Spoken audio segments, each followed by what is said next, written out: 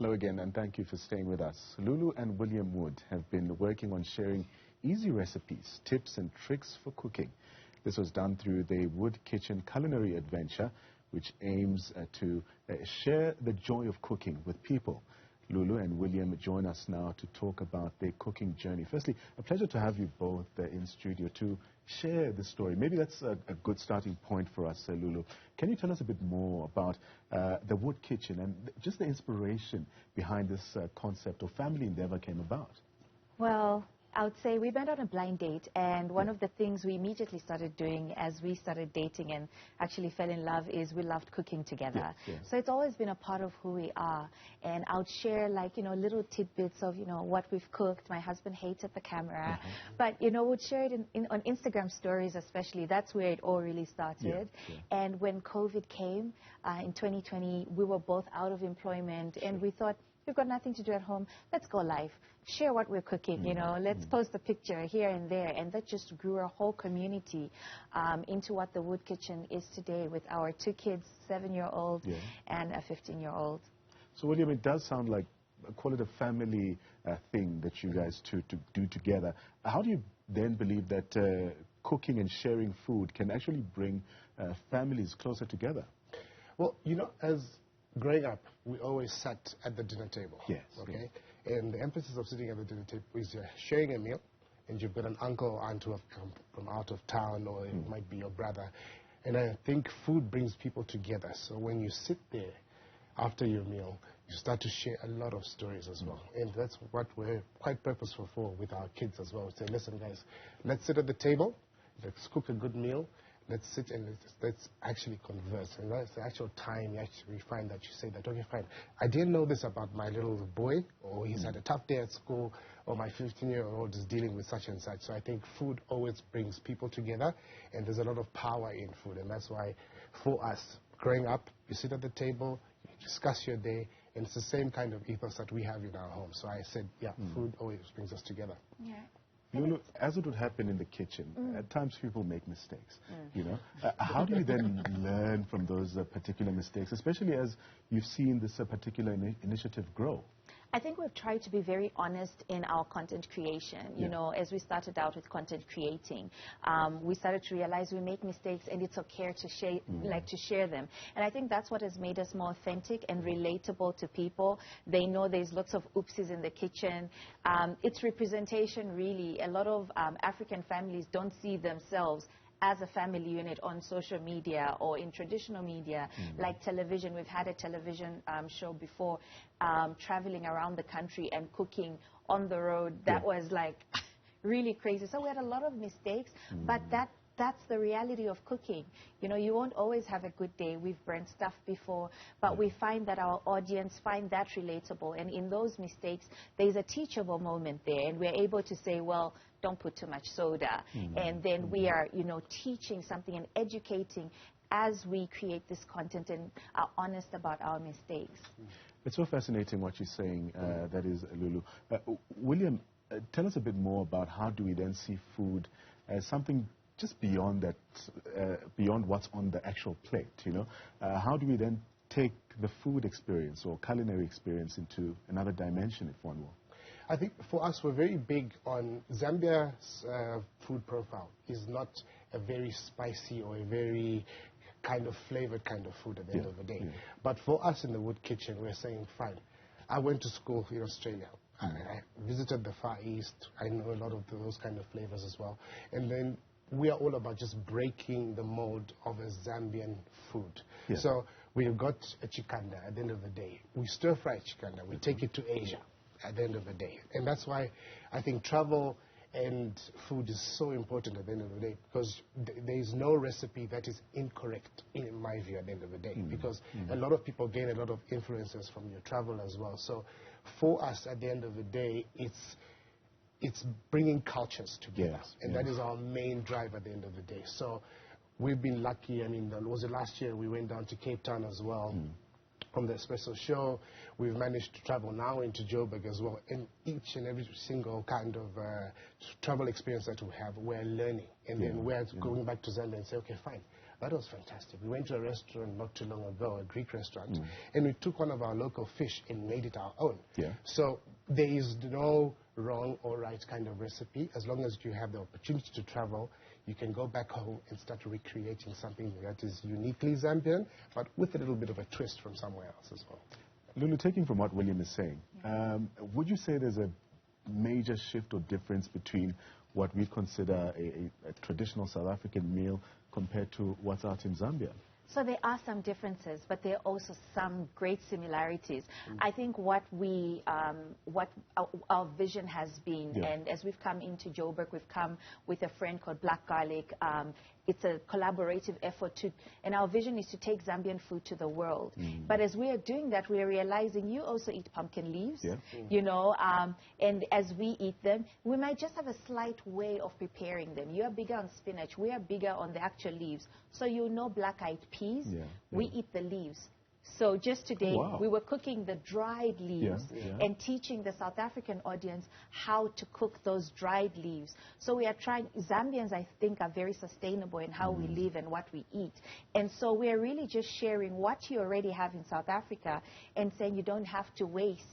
So we are big on not wasting in Zambia, and it's been great to see that the similarities are there, but maybe the South Africans haven't seen yet the opportunity in some of the foods that they have at their disposal that they're not using and still taste incredible. William, it does sound to me like there's a bigger cause here, and you've often come out to encourage Zambians to also take up the space on the culinary stage. Why have you gone on that endeavor? You know, I think we've taken our culinary side of things for granted in Zambia, in the aspect saying that we're not doing enough to promote it, because as Lulu said, we traveled around Zambia itself, and there is so much out there. There is so much to eat at the end of the day, because Zambia's got 72 different tribes or dialects of language. So each and every single province that we went to, we experienced a fish cooked in a certain way. We experienced a vegetable cooked in a certain way that I would have never eaten whatsoever. So I think for us now, it's time for Zambia to say, listen, let's put Zambia on the map as a culinary kind of country itself. And the whole culinary industry in Zambia is so uncharted. And with social media these days, there's so much power to say, listen, guys, Zambia is on the map.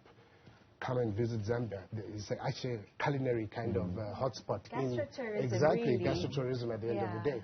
Because, I mean, we travel all the way down to Cape Town, literally for the food. Right. And why can't you come down to Zambia and say, listen, I'm actually going to go into Zambia and say, I'm going to go to the market, I'm going to go to a local kind of restaurant and say, I'm going to experience the food. Because a lot of the time you come down, you'd sit in a hotel, and predominantly what's on the menu is very Western. So you'd come into Zambia and you'd say, you know what, I never had the food experience. But now we're coming out and saying, listen, guys, visit Zambia. There's proof in the pudding. We've traveled around the country itself. This is what Zambia has to offer. So we'll carry on doing that, and hopefully you can come and visit 100%. us and experience our food at home. Yeah. So, yeah, as I said, we need to put Zambia on the map on a culinary aspect as well. So. Speaking about putting Zambia on the map, can you elaborate a bit more, especially on the plant-powered dishes that the Wood Kitchen offers? We're just really excited to help the world explore our different leaves that we use and just create, for us, we are just saying there should be no hunger in the world and find ways to, we are promoting also growing your own food. So that's one thing that we are seriously promoting, and even with children. And so we are hoping to take the message of not just Zambian food, but also sustainable eating and growing our own food, using our vegetables and trying to eat really, really healthy. That's something we try to push. A lot of people say, where can we find you? Where can we eat your food? We are saying the question you should be asking is, where can I buy the vegetable you use so that I can cook it? We also want to encourage that, because you find that a lot of times younger people, we are going out and eating out more than we are actually cooking, and it's not always the healthiest option. So in our messaging as the Wood Kitchen, as we continue to create content, but also beyond that, the Wood Kitchen is not just a content creation brand. We've also been able to start building strategy for brands that are not just in Zambia but across Africa. And in our strategy, the vision vision is still the same. Push sustainability, push for more local foods, push for more fusion foods. Let the world see what Africa has to offer when it comes to food. You spoke about markets earlier on, William, and just to take from what Lulu is saying, there are many other spin-offs to people basically purchasing local as well, whether it's the greens or some of the fruit that's available in some of our local markets. Maybe give us your own reflection on the Zambian experience when it comes to this.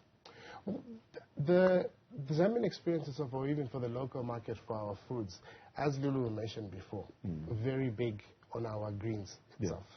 We're not so big on our fruits, unfortunately, but as you said, very big on our greens, and also at the end of the day, there's also a certain market that people can get into is planting your own garden at home, because a lot of the time we've got a lot of space in Africa. Yeah.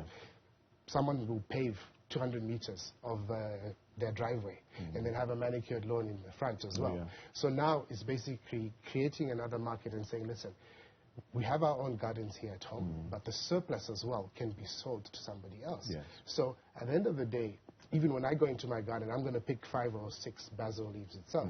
I'm not going to use the whole bunch or whatever it is when you go into a shop itself. So we are trying to say, listen, guys, let's create these gardens in there, and then the surplus as well, we can actually get into some sort of cooperatives as well, and also sell that. And that actually brings money not only for me, myself, but also I'm creating an industry for my gardeners, and so on and so forth. So there's a massive spin-off effect on what we're trying to do. And as I said, it's all about sustainability at the end of the day, and we're actually creating different markets as well to say, listen, plant your own, harvest it, take what you need, and then obviously sell off the surplus. Lulu, as we wrap up our conversation, you have already mentioned that what you guys have is more than just a content creating a platform. Speak to us about some of your plans going forward and how big you hope to see this platform get. So we're really excited that we've been able to create a great community of foodies in Zambia, but also then connecting. So like we've worked with Black Garlic, we've worked with the Lazy Makoti, Cooking with Zanele. We're looking at continuously building a community that's not just Zambian or not just South African, but an African community of foodies that continue to take their own foods to the world. But also start looking at creating opportunities for more knowledge in the culinary space. And one of the things that we've learned from one of our very inspiring friends here, Y Cook Studios, is they've got a cooking studio. We don't really have that back home. And one thing we've seen also on the service side of our industry back home is that we need to start creating connections with, for example, hotel schools out here that can open up bases in different African countries for us to also up the standards when it comes to the culinary space. So one of the big things is also just creating those connections, creating community, and not just focusing on, our country alone, but seeing how can we, with the opportunities that we've brought to Zambia, what can we do for Malawi, what can we do for Zimbabwe through the community that we're creating. Well, let me thank you both very much for your time. That was Lulu and William Wood from the Wood Kitchen, telling us a bit more about their plant-powered show, What the Wood Kitchen Has to Offer.